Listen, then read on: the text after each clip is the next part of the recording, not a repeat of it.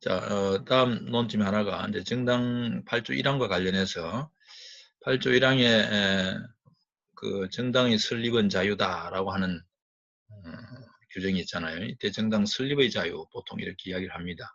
근데 헌법재판소는 정당 설립의 자유를 좀 더 넓게 해석을 합니다. 그래서 넓게 봐서 이제 정당의 자유라는 거죠. 그래서 정당 설립의 자유를 1항에서는 명문화하고 있지만 결국은 정당 설립의 자유가 보장되려면은 정당 조직의 자유와 정당 활동의 자유가 함께 보장돼야 정당 설립의 자유가 의미를 갖게 된다. 그러면서 헌법재판소는 이제 정당 조직의 자유와 정당 활동의 자유도 8조 1항에서 보장하는 것이다. 그래서 이걸 세 가지 자유를 묶어서 정당의 자유 이렇게 이야기할 수 있고요. 그래서 지금 이것이 논점이 된 사례가 이제 정당지구당 폐지 사건입니다. 자, 정당지구당 폐지 사건은 이거는 이제 저도 이게 왜 이렇게 우리 그 당시에 다수가 정당지구당을 폐지했는지는 좀 의문이 듭니다. 의문이 들지만 이제 그 당시에 정당지구당을 폐지하게 된 배경은 그 내용은 이렇습니다. 기존의 정당 조직은 크게 보면 이제 중앙당이 있죠. 중앙당이 있고 그다음에 각 시도에 시도당이 있습니다. 중앙당, 그다음에 시도당이 있고 그 밑에 이전에는 각 지역구를 관리하는 지구당이 있었습니다. 지구당. 그러니까 지금도 이제 253개의 지역구가 있잖아요. 선거구가. 그 지역 선거구를 관리하는 각 지구당이 있었는데 그 다음에 그래서 당 연락소 이렇게 해서 지구당과 당 연락소가 존재했었습니다. 근데 어느 날 의회의 다수가 당 조직을 이렇게 법률을 통해서 없애버립니다. 그러니까 지구당을 설립하거나 당 연락소를 설치하는 것을 금지하는 개정법을 통과시키죠. 그랬더니 당시에 민주노동당인데 민주노동당일 겁니다. 이 청구인이 민주노동당의 당원과 민주노동당이 야, 우리는 지구당을 설립해서 문제없이 잘하고 있고 이것이 지구당이 없으면은 결국은 그 지역의 유권자들과 긴밀하게 접촉할 수 있는 창구가 없어지는 거 아니냐. 중앙당과 시도당만 있어가지고 그 지역의 유권자들하고 만날 수가 없다. 라고 하면서 이제 문제 제기했습니다. 지금 심판 대상은 이해하겠죠. 당시에 이제 그 농구는 이 지구당과 당 연락소를 폐지하는 농구를 들이댄 거는 지구당을 관리하려고 하면은 돈도 좀 들죠. 당연히 돈도 들고 주로 이제 그 당의 국회의원이 그 지구당 위원장을 맡아서 지구당을 관리하게 되는데 이제 이게 이제 일종의 돈이 많이 들고 고비용 저효율의 그런 정당 정치가 이루어진다라고 하는 논거를 들어서 지구당을 금지시켰습니다. 그랬더니 민주노동당과 당원들이 왜 지구당을 폐지하게 하냐 강제로 이거는 그 당에 지구당을 둘 건지 말 건지 그 조직을 어떻게 할 건지는 그 당의 자유에 속하는 문제 아니냐. 그러니까 당의 정당 조직의 자유에 속하는 문제 아니냐라고 이제 주장했던 겁니다. 그래서 이 문제가 제기됐을 때 제일 먼저 하나의 논점은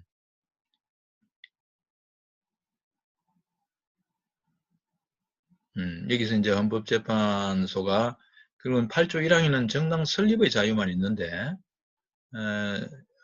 정당 설립의 자유는 정당 조직의 자유를 그러면 포함하냐?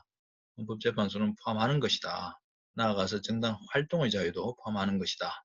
라고 하는 판시를 하면서 지금 이제 이 제한되는 기본권과 관련해서는 이 경우에는 설립의 자유라기보다 정당 조직의 자유가 제한을 받는다는 거죠. 그리고 하부 조직을 통해서 정당 활동을 할 수 없게 됨으로써 정당 활동의 자유도 제한받게 된다라고 해서 여기 이제 제한되는 기본권 항목입니다. 이게 나중에 이제 여러분이 어떤 자유의 제한에 관한 사례 문제를 풀거나 할 때 이런 정당 어떤 자유가 제한되는가를 분명히 이제 서술을 해야 되고, 그래서 이 조직을 정당 지구당의 조직을 폐지시킨 이 사건은 정당 설립의 자유라기보다 정당 조직의 자유와 정당 활동의 자유에 대한 제한이 있다라고 이제 여러분은 서술해야겠죠. 이것이 이제 그 이야기를 좀 하려고 했던 거고요. 그 다음에 헌법재판소는 조금은 저는 이 9사람이 합헌했는데 조금 의문을 가집니다. 헌법재판소의 논거는 고비용 저호율의 정당 구조를 개선하는 것이 이 입법 목적이다 이렇게 이야기했고, 그래서 그 입법 목적은 정당하다는 것이고요. 두 번째로 이와 같은 지구당을 폐지함으로써 고비용 저효율의 정당 구조를 개선하고자 하는 입법 목적을 달성하는데 기여한다라고 하면서 수단의 적합성을 인정합니다. 전에 이제 과잉금지의 원칙 이야기를 제가 했죠. 자유의 제한이 정당화되는지를 따질 때 과잉금지의 원칙 37조 2항에 필요한 만큼만 제한하라고 하는 그런 과잉금지의 원칙을 적용할 때 목적의 정당성, 수단의 적합성, 짐의 최소성, 법의 균형성 이렇게 4단계로 과잉금지의 원칙을 적용시키는 경우가 있고요. 그게 이제 엄격한 비례심사입니다. 그래서 여기서도 4단계로 심사를 하긴 합니다. 4단계 심사는 하죠. 그러면서 아주 느슨한 심사를 합니다. 어떤 의미에서는 입법자가 한목적적으로 판단할 당부당의 문제에 그치고, 그러니까 이제 지구당을 없앨 거냐 아니면 지구당을 존속시킬 거냐에 관한 선택은 입법자의 판단에 달려 있다라고 이야기를 하는데, 이것도 뭔가 좀 적절하지 않습니다.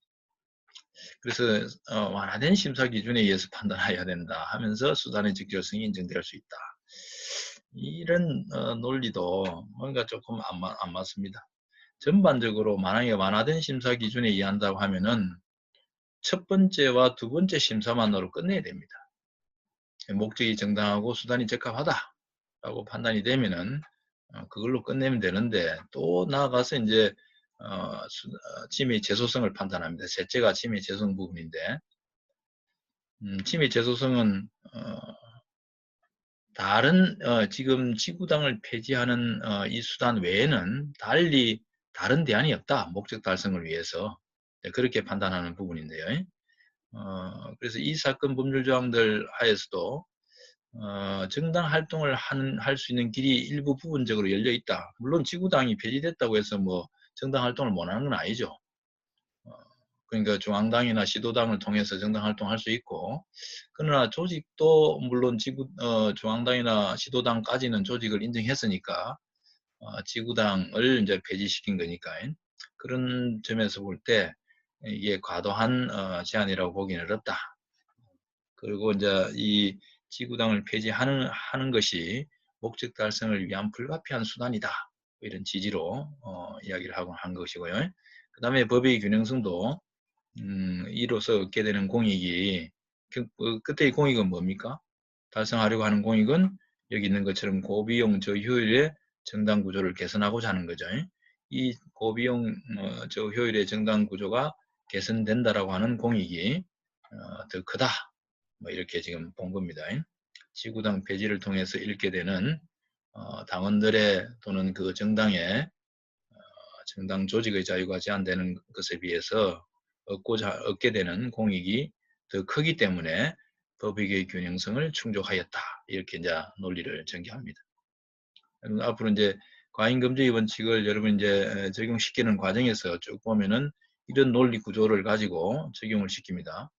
그래서 계속 모든 사건마다 자유의 제한에 관한 위헌 여부를 판단할 때 항상 판단하는 게 이제 과잉금지 원칙이기 때문에 여러분이 이제 그 논리 구조를 이해하고 있어야 되고요. 나중에 뭐 사례 문제가 나오곤 할 때도 이제 이런 그 논법을 가지고 서술을 해 나가야 됩니다. 저는 뭐 좀 비판적으로 봅니다. 이게 과연 이게 지구당을 폐지할 만큼의 어떤 필요성이 있는가 하는 거고요. 그래 되면 유권자들과 각 당이 그 지역의 유권자들과 만날 수 있는 채널이 없어지는 거잖아요. 이것을 뭐 고비용 저효율에 저비용 고효율 비용이 많이 든다는 이유로 비용이 많이 드는 것은 그 정당의 문제지 왜 국가가 간섭을 해?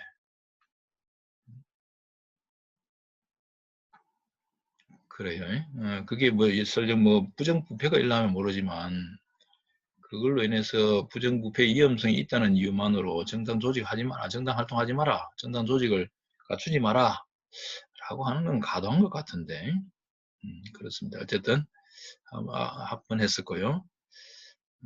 그 다음에 퇴임 경찰청장 정당 가입 금지 사건입니다.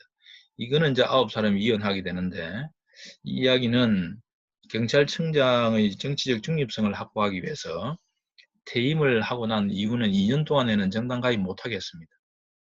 정당 가입을 못하게 되면은 예를 들면 경찰청장이 퇴임 후에 자신의 그 정치적 활동을 위해서 어떤 특정 정당에 가입해서 활동을 하고자 할 때, 정치 활동을 하고자 할 때 이제 그걸 제한하는 거죠. 이럴 때 이제 어떤 자유가 제한되는가 하는 것이 이제 제한되는 기본권 이런 항목에서 여러분 이제 서술을 해가야 되는데요. 예를 들면 이제 여기 헌법재판소도 이제 청구인은 야, 공무당인권이 침해됐다, 제한됐다 이렇게 주장을 했습니다. 공무당인권. 내가 입후보할 수 있는 그러니까 피선거권을 가지고 정당의 어떤 공직선거에 입후보할 수 있는 자격이 사실상 제한을 받은 거 아니냐. 정당에 가입을 못하니까. 그런데 헌법재판소는 그 청구인의 주장에 대해서 공무당인권 제한은 없다 이렇게 이야기를 합니다. 이 심판 대상 조항으로 인해서 당신이 지금 청구인이 제한받는 자유는 공무당인권이 아니라 정당 가입의 자유가 제한되는 것이다. 정당에 가입할 수 없는 정당 가입의 자유. 그럼 정당 가입의 자유는 어디서 보장되냐? 8조 1항에 정당의 자유조항에서 보장되는 것이다.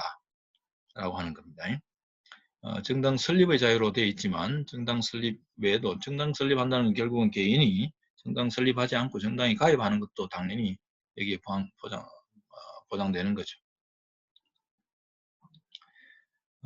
결국 이제 이 정부인 입장에서는 정당의 추천을 받을 수가 없게 되지만 그렇다고 이제 공직선거에 출마해서 당선될 수 있는 그 권리 자체가 침해받는 건 아니다. 무소속 후보로도 출마할 수 있고 여러 가지 정치 활동을 할 수 있으니까 그 점에서 공무당인권의 문제는 아니고 오히려 정당에 가입할 자유 8조 1항에 보장되는 자유를 제한받고 있는 것이다 라고 지금 이야기를 하는 거고요. 그런 다음에 이제 과잉금지의 원칙을 적용시키죠. 그래서 목적의 정당성 이런 목적은 뭐냐면 경찰청장이 2년 그 퇴임하고 2년 후에 바로 뭐 여당이나 야당에 정당에 가입해 할 것을 기대하고 직무 수행 과정에서 이제 공천 받을 걸 기대하고 직무 수행 과정에서 이제 어떤 정치적 중립성을 훼손하는 그런 행보를 할까 싶어서 그걸 이제 막고자 하는 겁니다. 그러니까 뭐 그 목적은 정당할 수 있죠. 직무의 독립성과 정치적 중립의 확보라는 목적은 정당할 수 있습니다. 그건 문제가 안 되고요. 수단의 적합성도 어느 정도 인정이 된다고 볼 수 있겠습니다. 여기 이제 헌법재판소는 수단의 적합성에서 의문을 제기했죠. 여기 있는 것처럼 입법 목적인 경찰청장 직무의 정치적 중립성을 확보할 수 있을지 그 실효성이 의문시된다. 그러니까 이 2년 퇴임 후 2년 동안은 정당에 가입하지 말아라고 하는 수단이 경찰청장의 정치적 중립성을 확보하는데 어떤 인과관계가 있냐 이런 이야기입니다. 실효성이 의문시된다는 것은 목적 달성에 기여하지도 않는다라는 의미죠.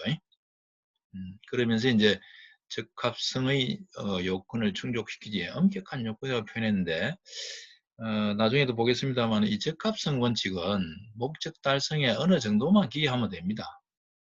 적합성의 원칙이라는 것은 100% 엄격하게 100%다 달성해야 된다. 그건 아닙니다. 적합성의 원칙이라는 것은 그런데 여기서는 또 엄격한 요건이라는 표현을 써서 적합성 원칙을 충족시키지 못한 것으로 지금 결론을 판단했습니다. 저는 적합성의 원칙은 어느 정도 충족될 수 있다고 보여지고요. 그러나 침해의 재소성이나 법의 균형성, 정당 가입의 자유를 제한하는 것에 대해서 침해의 재소성이나 법의 균형성을 판단을 해보면은 거기서 이제 문제될 수 있을 것 같은데, 아예헌법재판소는 적합성 원칙부터 침해됐다라고 하면서 위반이다라고 하면서 이제 아예 바로 위헌 결정을 하게 되죠. 이게 정당 8조 1항에 포함되어 있는 정당 설립의 자유가 갖는 의미가 무엇이고, 거기에는 정당 조직의 자유, 정당 가입의 자유, 그 다음에 정당 활동의 자유도 다 포함된다. 그것이 이제 문제되는 사례를 2개 소개를 했습니다.